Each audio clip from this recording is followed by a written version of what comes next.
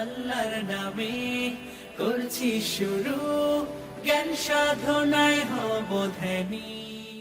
Hello viewers, আসসালামু আলাইকুম। আশা করি সবাই ভালো আছেন। বরাবরের মতো আজকে আমরা ডিজিটাল ইলেকট্রনিক্সের দ্বিতীয় ভিডিও লেকচার নিয়ে হাজির হলাম। অলরেডি আপনারা জানেন যে আমরা এই চ্যানেলে সিএসসি আইটি রিলেটেড জব প্রিপারেশনের জন্য প্রত্যেকটি সাবজেক্টের বিষয়ভিত্তিক সিরিজ ভিডিও লেকচারগুলো আপলোড করা হয়ে থাকে এবং বর্তমানে সিএসসি আইটির হয়ে যাওয়া প্রশ্নগুলো সম্পূর্ণ সমাধান করে আপলোড করা হয়। তাই আপনি যদি আমাদের এই চ্যানেলে নতুন হয়ে থাকেন, প্লিজ সাবস্ক্রাইব করে পাশে ঘন্টা বাটনে ক্লিক করে রাখুন যেন আমাদের পরবর্তী ভিডিওগুলো সবার আগে দেখতে পারেন। চলুন শুরু করি আজকের ভিডিও।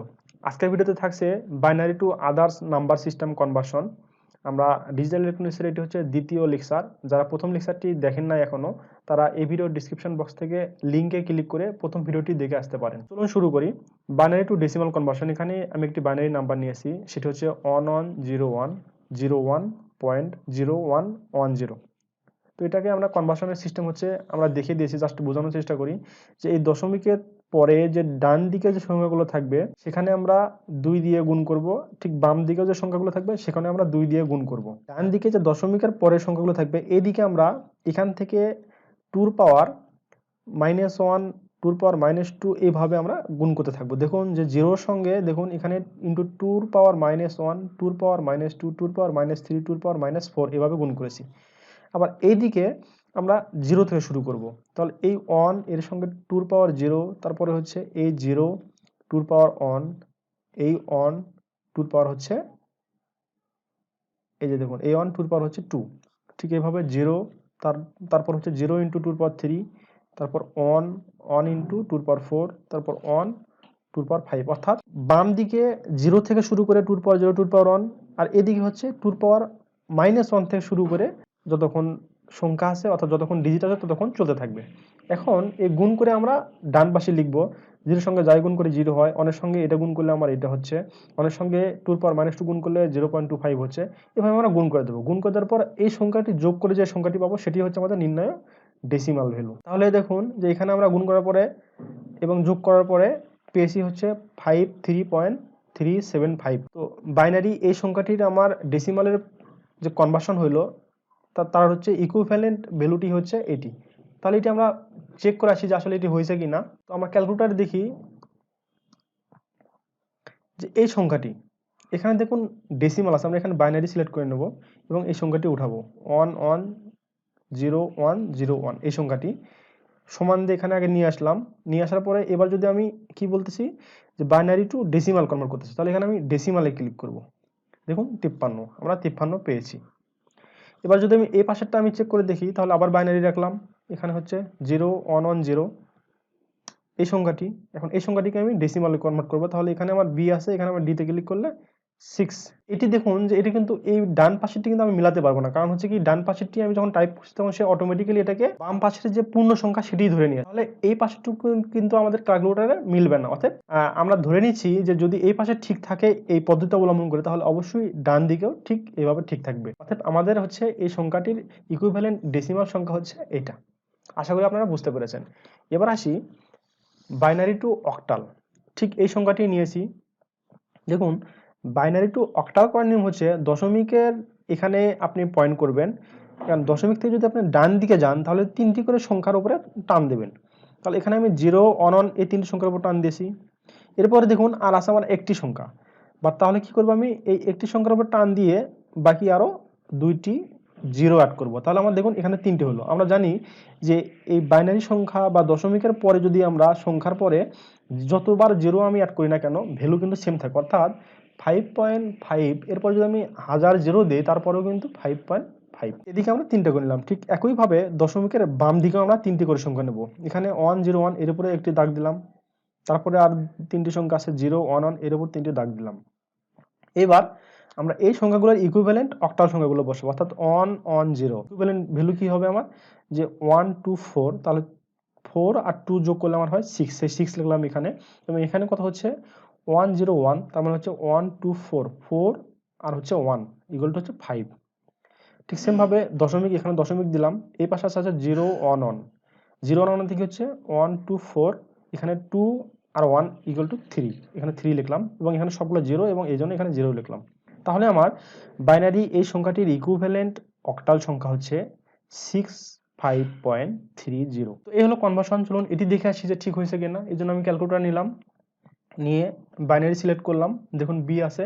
এবার আমি এই বাম পাশের সংখ্যাটি লিখবো 110101। এইটা আমি সমান দিয়ে এখানে নিয়ে আসলাম। এবার আমি অক্টালে ক্লিক করবো, এই যে এখানে অক্টাল আছে, এই অক্টালে ক্লিক করলাম, দেখুন 65 আসছে।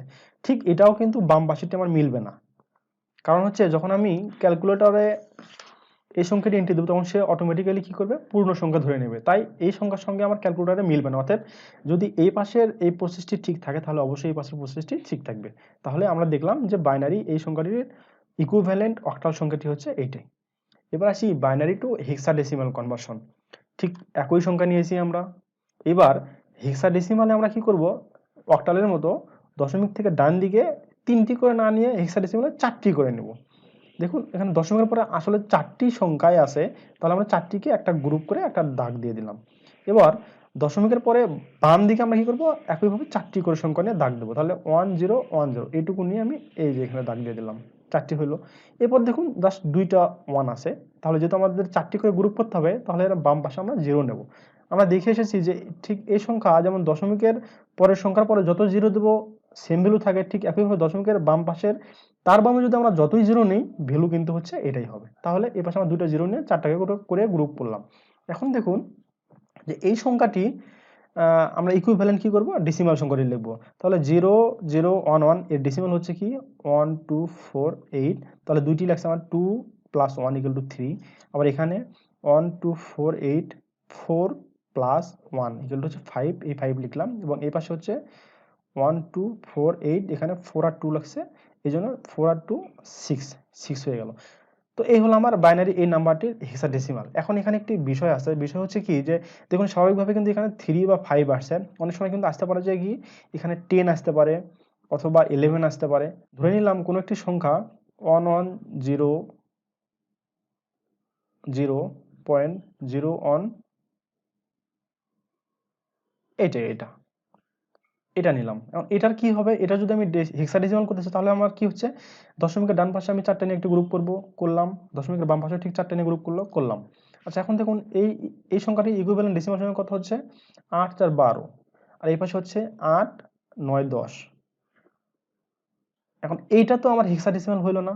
হেক্সাডেসিমাল হইতে হলে কি করতে হবে, এই 12 ইকুইভ্যালেন্ট যে আমরা একটি প্রতীক বা সিম্বল জানি সেটা হচ্ছে কি আমাদের এ হচ্ছে 10, আর বি হচ্ছে 11 এবং সি হচ্ছে 12। তাহলে আমাকে এখানে আমার লিখতে হবে সি পয়েন্ট এ।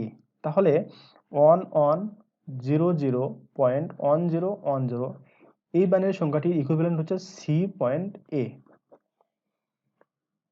তো আশা করি বুঝতে পেরেছেন। আচ্ছা এখানে আরেকটি বিষয় আমরা ক্লিয়ার হওয়ার চেষ্টা করি, সেটি হচ্ছে যে আমরা বাইনারিতে যখন হেক্সাডেসিমাল করেছি তখন কেন 4টা করে দিচ্ছি, আবার বাইনারি থেকে যখন অক্টাল করতেছি তখন কেন আমরা 3টি করে দিচ্ছি। দেখুন আমাদের অক্টালের টোটাল ডিজিট সংখ্যা অথবা নাম্বার সিস্টেমে আমাদের টোটাল কয়টা সংখ্যা আছে, 8টি সংখ্যা আছে। 0 থেকে 1 2 3 4 5 6 7 এই 8টি সংখ্যা আছে। দেখুন আমাদের সর্বশেষ যে সংখ্যাটি সেটা হচ্ছে 7। এই 7কে রিপ্রেজেন্ট করতে কিন্তু আমরা 3টি বিট ইউজ করে থাকি, এর বেশি কিন্তু আমাদের বিট লাগে না।